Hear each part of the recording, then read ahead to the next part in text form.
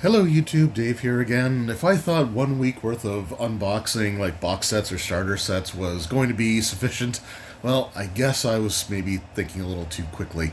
In the past couple of days, I've received two new box sets, and this one, even though I didn't think it would, might actually meet the criteria of a starter set. So I don't know if I want to do the full review now or wait until it goes up on a starter set Saturday. But today we're taking a look at the Pathfinder Game Night Dawn of the Frogs. This was sent to me by Paizo for the purposes of making some videos with, so I do want to thank them for sending this along. And as always the case with these types of videos, they are not scripting or pre-screening the videos, and the opinions that I share are 100% completely and totally my own. Now, this is the second box set adventure that I've gotten from Paizo recently. The first one was the Starfinder Murder in Metal City. And I was kind of surprised because these two things were announced pretty close together. And I would assume they would have gone off for production around the same time. But the Starfinder box set came in like the full-size box with this huge cardboard, basically like space filler inside of it, and the Pathfinder one actually has come in this, like, what I would call like the Chaosium or Call of Cthulhu style boxes. So they're kind of the thinner ones. They're a bit taller than the standard like box sets or starter set box sizes.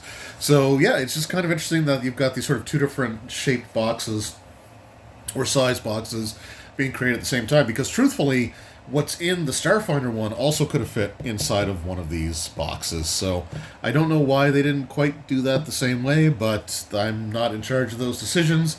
And yeah, so this is also my second attempt at recording this video. A while back, I did have somebody ask why I have a like a game mat on the table when it comes to doing these videos, especially since it has like a brand on there that's not always associated with what I'm reviewing. And the biggest reason is I use the mat and I line it up with what the camera sees, so I know where to put stuff. It doesn't always work. I mean, I will admit I tend to get caught up in what I'm doing.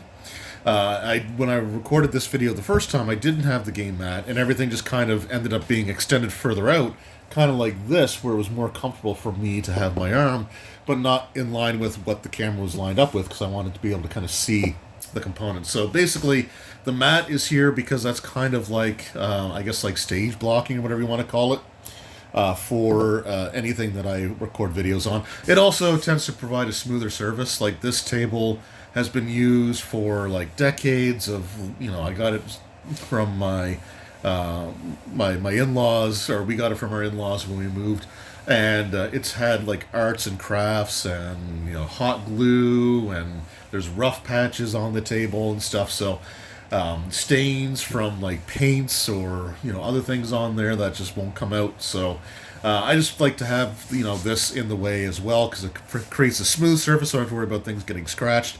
It also covers some of the blemishes that would be where the camera would be pointed at, and again, it gives me an idea of where everything is. So hopefully that does answer that question. But let's go ahead and take a look at the back here, because this is what actually really intrigued me reading the back. Essentially here, Dawn of the Frogs is an adventure for 4 first-level pre-generated characters. The contents of this box include everything needed to play this introductory adventure. No additional rule books required.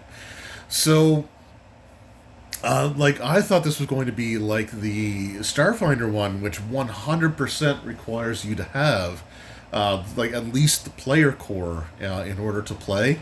It does have like some game aids and stuff like that, but I don't think you'd be able to fully play the game with just the contents. I'd have to take another look at it maybe, but this one really includes everything that you would need, because there's one component in this box that's not actually listed on the breakdown of the contents in the box, that was missing from the Starfinder one, which is why the Starfinder one could not be considered a starter set or beginner box or whatever you want to call it.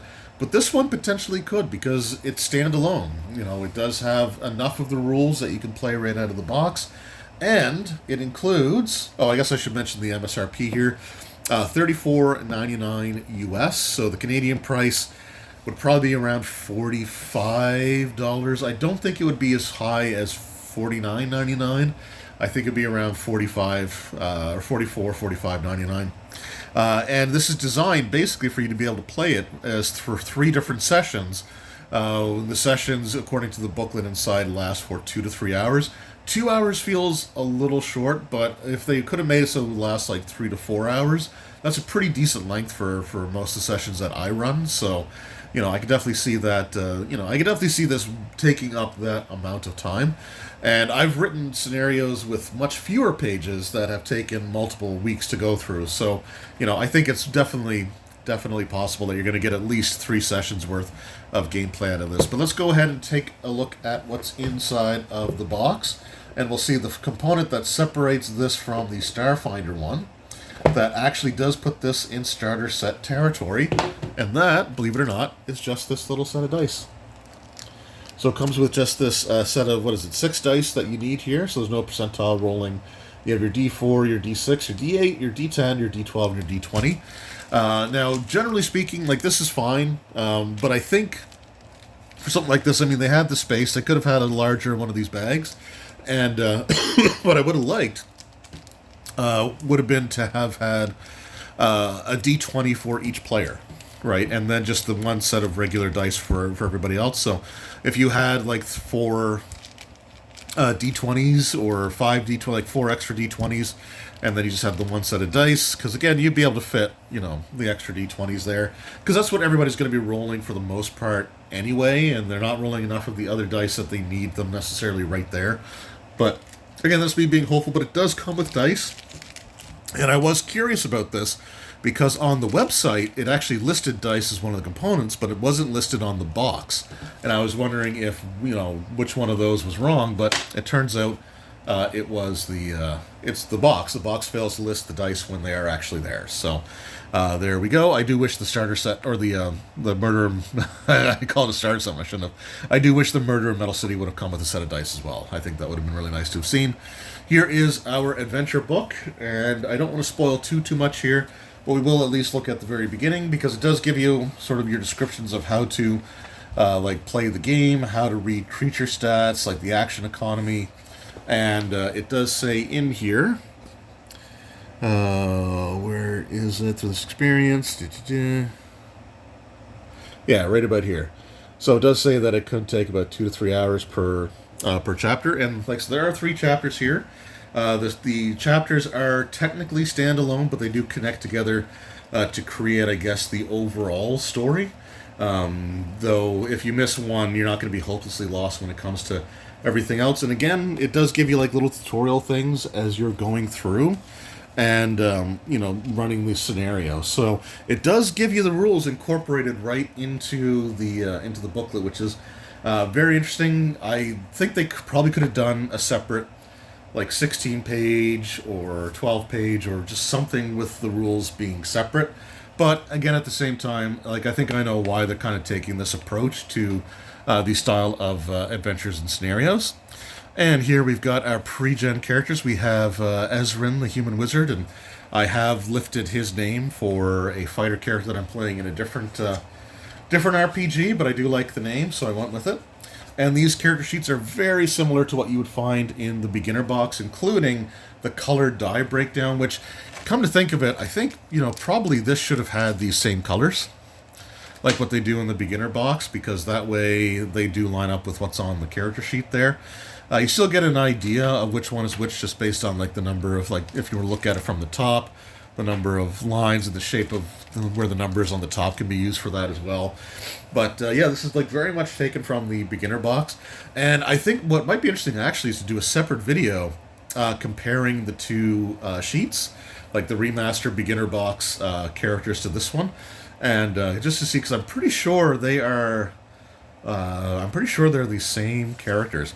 Now, in this set, with this particular game night thing, all 3 of the scenarios involve the players being level 1 characters. So they don't actually progress or gain a level until they complete the scenario, at which point that's when you would need the player core in order to level up the characters.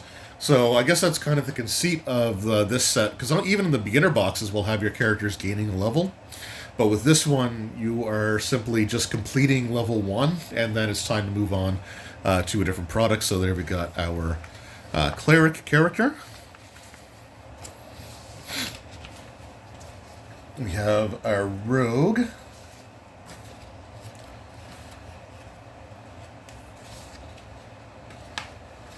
Oh, there she was being a little stubborn there, but there you can see the rogue abilities. I like the little, almost like Excel graph or Excel, cells or whatever you want to call them for the equipment. I think that's kind of neat. And then we have Valeros, the human fighter.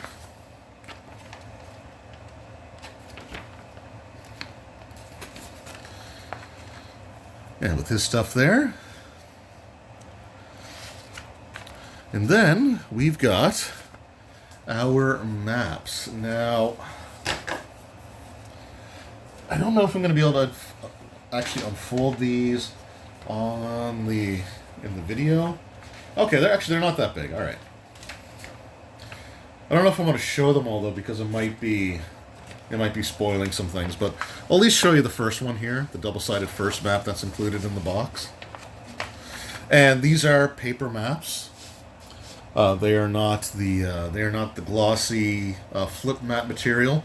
Now, on the back of this box, similar to the back of the Starfinder box, they don't call them flip mats; they call them poster maps. So I guess it gives you an idea. Didn't mean to bump the camera there. Gives you an idea, kind of what material they're made of. So they are like the paper. They are the paper maps. But yeah, I mean there are three of them. There are 3 of them included. I would say 1 for each act of the scenario. And again, I don't want to unfold all 3 of them in this video. But they're decent size. Like, they're actually a good size for your table. I do like that, because a lot of the maps, even the flip mats, like when I fold them out on my kitchen table, it takes up like a huge amount of real estate on that table. So these ones actually fit really, really nicely, and there's plenty of room for your players to have their character sheets and books and dice trays and all that stuff available to them. And the maps themselves still look fantastic. Like the quality of the artwork on them is, never in question. It's just it is made out of a different material than what we are used to.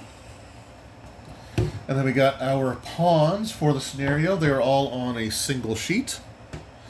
So again, there might be some spoilers there as well. But I mean, it's called Dawn of the Frog, so seeing like frog enemies on here shouldn't be too shocking or surprising. And they do have come with the cardstock bases. So instead of having the plastic bases that they slide into, they just have the 2 slots here on the sides of the base that the bottom of the pawn slots itself into. So that's what we have there. And then we've got for the players. For the players, we do have the rules reference sheets. So there is kind of what we have here. They're all the same. So we got the death and dying rules. We have healing, conditions, attacking, combat, structure, initiative, taking a turn, moving. So that's really cool to see. So there's 1, 2, 3, 4, and 5. So there's even one for the Game Master. So everybody at the table will have a copy of the rules reference, including the Game Master. So that is pretty cool to see. And that is the only other thing in here is the advertisement for the player core, and then the Pathfinder Society on the back there. So there we go. Those are the contents of the Pathfinder game nights, because you're supposed to be able to get 3 of them out of this set. Dawn of the Frogs, and I love box sets. I'm never going to say that I don't, because they are some of my favorite things to collect, especially like starter sets are some of my favorite things to collect. And truthfully, this really does tick all the boxes for a conventional or for a starter set, because it's self-contained, it's an introductory adventure, You're a first level character. It comes with the dice that you need, so everything that you need to play the game is right here inside of the box. You don't need any additional supplies or materials or rule books, and I think it's a really cool approach. Now, they did say a while back that they didn't have any plans for doing a new beginner box immediately, and I don't think they necessarily need to. Something like this works really, really well, and having it be a game night product as opposed to simply a like a starter set type thing does leave the door open for them to eventually do like higher level characters. You might need to have a little bit more stuff included in there, like some like spell cards or things like that might help out. But I do like this idea because it opens the door for more of them to come out in the future, and like the quality of everything that's in there is still really good. It's just not what we're used to from Paizo. And I said this with the Starfinder set as well, was that if there's other companies out there that if they produce that exact same box set or this exact same box set with all the materials that are included in here as they are, like people would think that it's the greatest or one of the best sets that company has ever released. Whereas when Paizo does it, it feels like, oh, well, they're starting to cheap out. And I don't think that's the right sentiment to take away.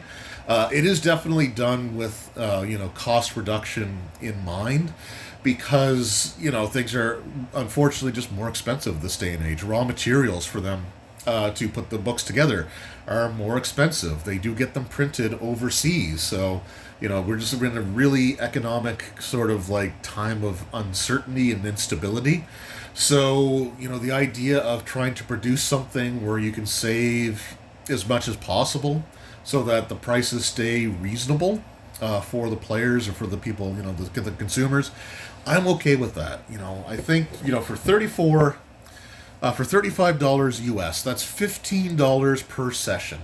And if you don't think you can get $15 worth per like 3 sessions of fun and entertainment and memories out of this box set, like I think that's a pretty fair price. Like, would it have been great if they were the flip map material for these maps here? Of course it would have been, but you're trying to cut costs, and when you're mass producing something, if you can save 10 cents on something and you're producing it 100,000 times, like that starts to add up, right? Like we don't think of it, so it's just an extra, a couple bucks or whatever to do it, so why not? But you're also like, you're only buying one copy. You're not buying 100,000 copies of this box set. So like I understand the need to cut costs, and like getting rid of the plastic bases, for example, can also be considered like environmentally friendly type of maneuver, and the maps are still fantastic, and they are a great size for your table. So overall, I think this is a really solid box set, and I think if you can get 3 nights worth of gameplay out of this, which I think you should be able to, unless you're like running like 5-6 hour sessions, like generally speaking. When I run my Starfinder game, it's from 1 p.m. until 5 p.m., so it's about a 4-hour session. But we also like to joke around and catch up, and conversations will start to skew towards other things. So we probably get about 2.5 to 3 hours of actual like gameplay out of that session. But it's not just about hunkering down and being serious and rolling dice. It's about getting together with friends and having a good time. So, I think that's an important part of these types of games, and I think you can get that with this type of thing. So, 3 scenarios, 3 different nights worth of gameplay, no need for any other materials. This is the kind of product that I think Paizo really needs to get on store shelves at places like Target or Walmart. Not even just like major bookstores, which probably will be carrying this stuff anyway, but this, like with this kind of artwork, which is really, although I will say Valeros looks like he is just a little too happy to be slaughtering these frogs. It kind of makes him look like he's the aggressor there. But I mean, like, this is really catchy, artwork. And if you can get this to places where, that aren't like traditional gaming areas or stores, this is the kind of product that you kind of want on those shelves, because this can draw in people that may not know about your game otherwise, because like not everybody goes to a comic shop or a game store, or not everybody goes, when they go into a bookstore, like they're not looking for the game section, right? A lot of times they're just looking for whatever series they like, and that's what they go for, and then that's what they leave. So, but if you can get this on like the board game section of like the game section in a place like Walmart or Target, or a man can dream if they ever bring Zellers back to us Canadians, which I would absolutely love, considering the one that was in the mall where I live now still has its name on the doors of the part of the building that hasn't been filled since they left. Like to get something like this where you can get more casual people to lay eyes on it. And because again, this is like pretty evocative artwork, right? And I would say that if you saw this, you'd be kind of interested in what it is. And when you flip it over, and it says right on the back of the box, no additional rule books required. That's can make for a much easier impulse buy. So that's just a little bit of I guess speculation or food for thought for me. But otherwise, I think this is a really cool box set. And the only thing I don't know is if I should really consider it to be a starter set or not.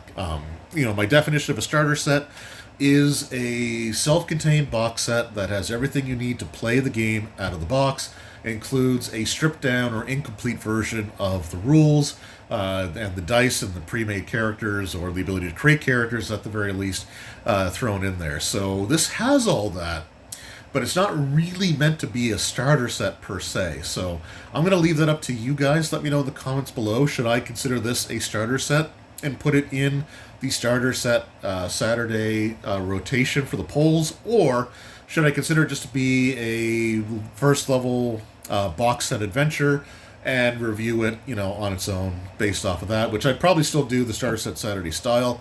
I would just remove the rules section from the scoring, and I would break presentation and production into two separate things to still maintain 4 categories. But yeah, let me know what you think in the comments below, and let me know if you picked this up. Have you been playing this at your table? Were you able to get 1 session per chapter, or less or more out of it? Let me know all that in the comments below, but try not to spoil the actual adventure if possible. So thank you once again to Paizo for sending this my way. I do truly appreciate it. And thank you to each and every one of you who have taken time out of your day to watch this video. It really does mean the world to me. And I'll see you in the next one. Until then, take care.